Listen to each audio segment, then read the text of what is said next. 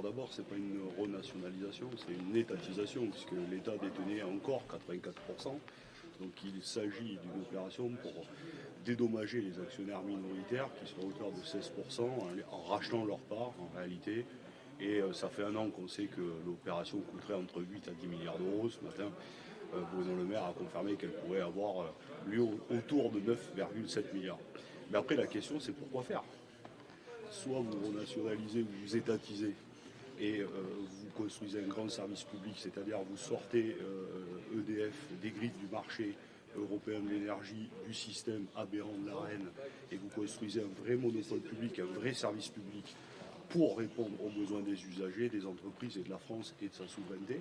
Soit, en réalité, vous réétatisez EDF et après vous refaites le projet Hercule, le même qu'ont sorti par la grande porte les syndicats, et vous le faites rentrer par la fenêtre, c'est-à-dire vous réétatisez, vous détenez 100% des parts et après, en réalité, vous recommencez une entreprise qui va consister à créer des filiales et à en ouvrir un certain nombre au capital, c'est-à-dire par exemple Enedis ou demain les énergies renouvelables.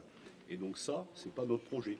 Donc il y a deux visions qui s'affrontent, celle de Bruno Le Maire et du gouvernement et la nôtre. Et c'est deux projets qui sont diamétralement opposés. Les craintes principales par rapport au projet Hercule, dont les téléspectateurs qui vont voir le sujet ne sont pas forcément encore au courant, c'est quoi les craintes principales dans ce projet Hercule et qu'est-ce qui vous fait dire que cette nationalisation va mener au retour de ce projet?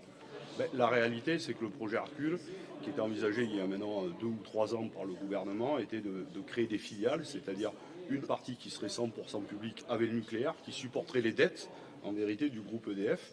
Donc c'est bien connu. On nationalise les pertes et on privatise les profits. Et puis après, tout ce qui est rentable, c'est-à-dire Enedis, les énergies renouvelables et bien d'autres choses à EDF, vous ouvrez au capital. Donc c'est une crainte réelle parce que aujourd'hui, le gouvernement dit nous souhaitons aller vers là, nous souhaitons en réalité ouvrir un certain nombre de filiales et d'activités d'EDF aujourd'hui, de les filialiser et d'en ouvrir au capital. Donc ce n'est pas une crainte infondée, c'est que tous les gestes qui sont produits depuis des années et par ce gouvernement vont par là. Personne ne parle de recréer un grand service public, de sortir EDF des griffes du marché européen. Donc tout le monde voit, même y compris Bruno Le Maire maintenant, qu'il est aberrant, et surtout du système de l'AREN qui consiste aujourd'hui à EDF à vendre une part de son électricité produite par le nucléaire à ses concurrents directs. Et tout ça, c'est une aberration totale. Je rappelle que sur la dernière période, ça a coûté 8 milliards d'euros à EDF et pas un centime n'a été aux usagers.